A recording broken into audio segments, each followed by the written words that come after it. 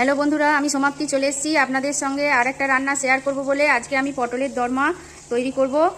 আমি এর জন্য নিয়ে নিয়েছি 4টে পটল। পটলের খোসাগুলোকে আমি এইভাবে ছাড়িয়েছি। এটা ভেতর থেকে পর একটা চামচ নিয়ে বীজগুলো ছাড়িয়ে নেব। এর জন্য লাগবে সর্ষের তেল, নুন আর একটা মশলা তৈরি করার জন্য গোটা জিরে আর পোস্ত। আর এর যে বীজগুলো বের করব সেইগুলো একসঙ্গে বেটে আমি পুর তৈরি করে নেব। আর এর রান্নাটার জন্য আমার লঙ্কা গুঁড়ো, হলুদ গুঁড়ো, আদা বাটা, টমেটো, রসুন কুচি, পেঁয়াজ কুচি আর ফোড়নের জন্য তেজপাতা আর কালো জিরে লাগবে। এরপর আমি পটলের ভেতর থেকে বীজগুলোকে ছাড়িয়ে নিচ্ছি। আমি এইভাবে বীজগুলোকে ছাড়িয়ে নিচ্ছি, দেখুন। এই যে আমার এই পটলের বীজগুলো ছাড়ানো হয়ে গেছে। এরপর আমি এই পটলগুলো রেখে দিয়ে একটা মশলা তৈরি করে নিচ্ছি। আমি এরপর পটলের দানাগুলো, গোটা জিরে, গোটা পোস্ত একসঙ্গে বেটে নিয়েছি। এরপর আমি পটলগুলোর জন্য একটা পুর তৈরি করে নেব। আর পটলগুলোকে একটু নুন হলুদ মাখিয়ে আগে এগুলোকে ভেজে নিচ্ছি।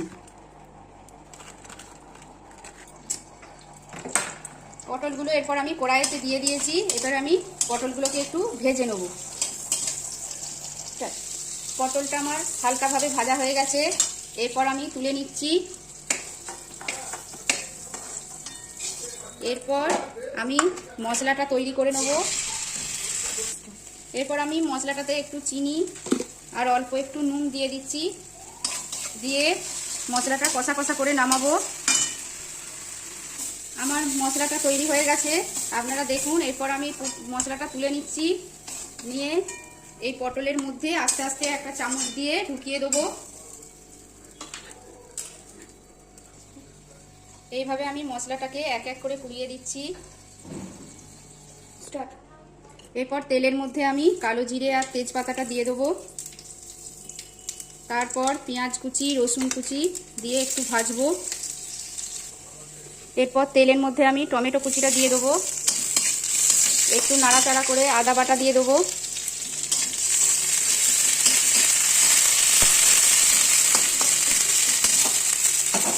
এরপর মশলাটা যাতে না পুড়ে যায় একটু জল দিয়ে দিচ্ছি।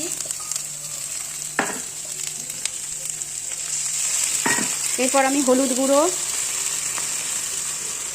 লঙ্কা গুঁড়ো, পরিমাণ মতো নুন দিয়ে দিচ্ছি। আর অল্প একটু চিনি দেবো।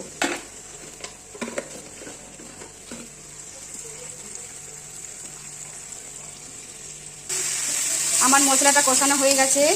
এরপর আমি এতে জল দিয়ে দেবো। দিয়ে পুর ভরা পটলগুলো দিয়ে দেবো।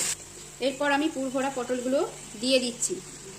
খানিকক্ষণ হলে তারপর আমি নামাবো। আমার পটলের দরমাটা হয়ে গেছে। এরপর আমি পটলটা নামিয়ে দেবো। নামিয়ে দিচ্ছি। দেখতে হয়েছে।